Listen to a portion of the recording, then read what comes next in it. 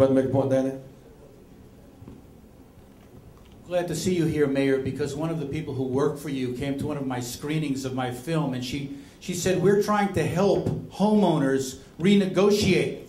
But there's nobody to talk to because the lenders are either out of business or they resold the mortgage into Wall Street. This is much more complex because they've securitized this through so-called SIV, structured investment vehicles, and other exotic financing tools. So nobody knows who owns what. In Columbus, Ohio, a judge was being asked to foreclose on several families, and the families acknowledged they hadn't been paying. And their lawyer said, Judge, we're willing to stipulate to that, but can we see the mortgage?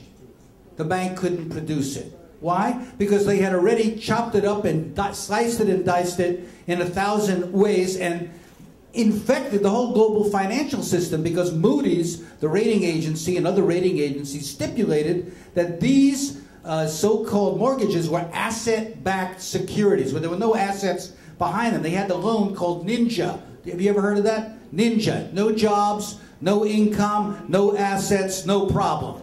That was one of the mortgages they gave out because their interest was making money on fees and then selling the mortgage and selling it into these so-called legitimate investment banks and hedge funds who then sold it.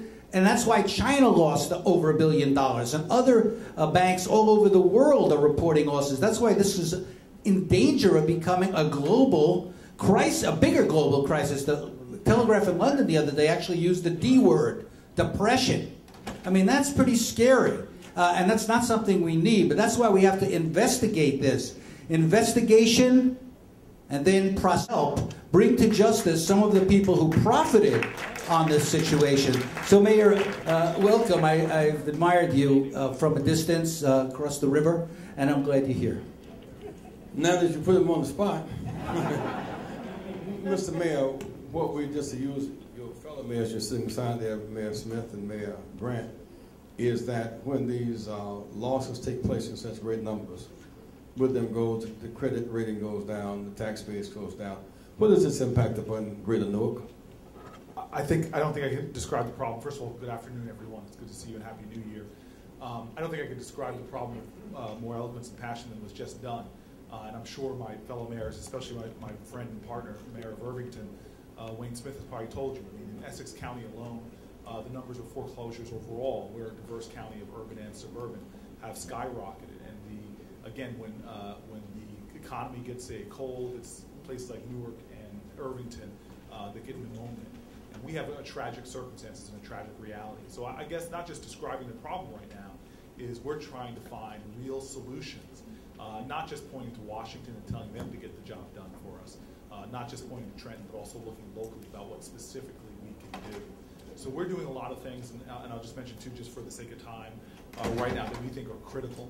One, in this lame duck session, we've joined with a few great groups in New Jersey, from the Institute of Social Justice, Citizen Action, and a few other grassroots organizing groups to try to push some legislation that will empower localities to take control and help those residents who are being bounced out. So one is, we want to see in New Jersey that if there's any foreclosures that happen, those foreclosing agencies have to put in, we can call it a tax, we can call it a fee, what have you, into a fund that we can begin to use that fund to offset the number of foreclosures, to give people immediate access to cash. Because some people get behind 1 or 2 payments, but they do have a chance to keep up with the loans.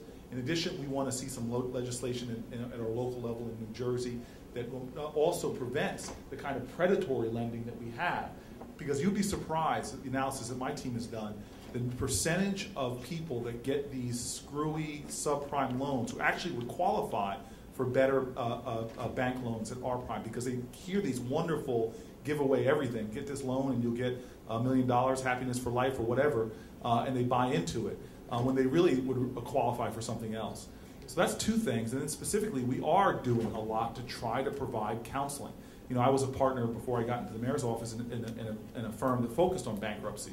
And as I started seeing for a lot of folks, as Washington, you know, changed the bankruptcy laws thanks to the credit card companies and such.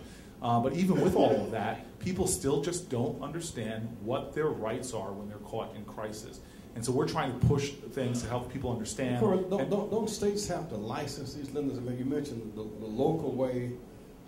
The state attorney general has some state responsibility to protect people from schemes put up on them by people who have state licenses. Absolutely. I mean, most of the power we need, and that's why I don't look fully to Washington, even though I think that Washington could be doing some things, is at the state level. And we're trying to get our coalition of grassroots activist organizations in this lame duck session to pass some legislation that will force the hand of state actors from in this case, the Corzine administration, and give people some relief, whether we believe that people should have a 6-month pause button that they could hit so that they don't have to be foreclosed on, that they can catch up on payment, they can reorganize, or what have you. But I agree with you. Let me have three or four questions from the audience. Your situation. Who out here is facing foreclosure? You're facing foreclosure, raise your hand. You're facing foreclosure? Come right over here, please. This is interesting because usually I ask, you're facing foreclosure, and hands won't go up. And that's an issue here.